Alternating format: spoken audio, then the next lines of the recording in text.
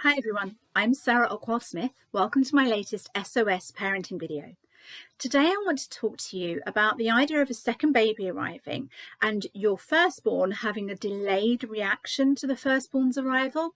Now, I think when we talk about the impact of the firstborn on a new baby arriving, we're kind of thinking mostly about the weeks or maybe the month or two that immediately follows the new baby's arrival. So, the first 1 to 2, 3, 4 weeks, up to maybe 8 weeks. I think after that, what we tend to think is that any tricky behaviour can't possibly have anything to do with the new baby because they're already 2 months old. It can't be due to that. Now, what I often see in this instance is parents coming to me and saying, I'm really struggling with my eldest's behaviour or sleep. And we did have a baby, but that baby is now 7 months old. It can't possibly be anything to do with the baby. But actually what you often find is that the firstborns will often be okay once the newborns arrive for a good 2 or 3 months. And you'll think, this has been easy. I don't know why people find it so difficult. Why did that lady write a whole book about this transition?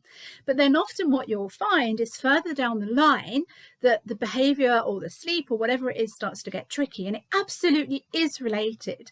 But the thing is, it's not the immediate transition they've struggled with. What they're struggling with now is this idea that this child is staying, that the baby's not interesting or exciting anymore, and they don't really want them to stay. Maybe they didn't realize it was a permanent addition, and suddenly they're realizing this baby isn't actually going anywhere. The other thing that they will also tend to struggle with quite a lot, not all children, but many children, is when the baby starts becoming mobile. Now that can cause all sorts of difficulty, because once a baby's mobile, they can start touching the firstborn's toys. They can start crawling over and interrupting their play. And even children who absolutely took to the initial transition like a duck to water can really struggle with a mobile baby getting in and touching all of their toys. And at the point when the baby is really interested in toys and they want to start playing, that the older child is very often not wanting to share their toys, and they really struggle with the idea of the baby being into all their stuff and not having anything that's their own anymore.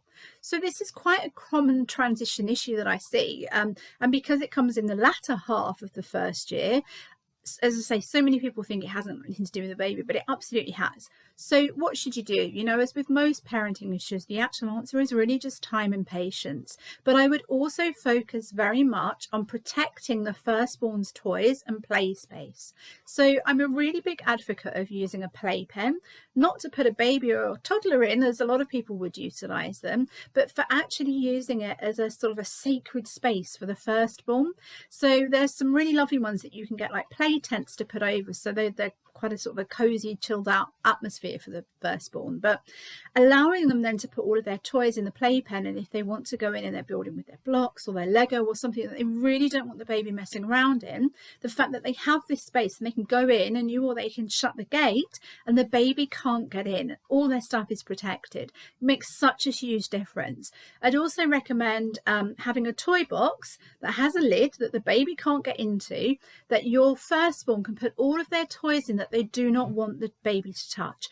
Please don't worry about them not sharing and having to teach them to share, because at this age they're just way too young. Sharing is a developmental thing that will happen naturally as they get older and develop the brain processes that they need for that to happen.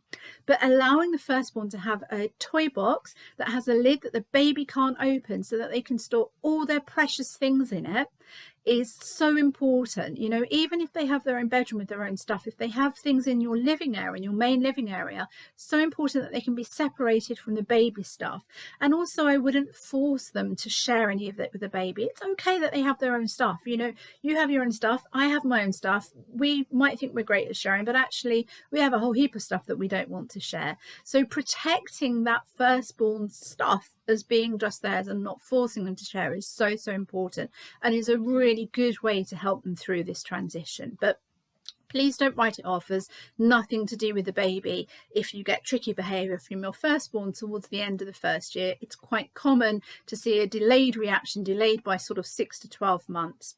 I hope that's helped. If you have more questions about second babies and how to sort of integrate them into your family and keep your firstborn happy, please do check out my The Second Baby book.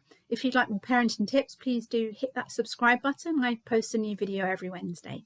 Thanks for tuning in. Bye.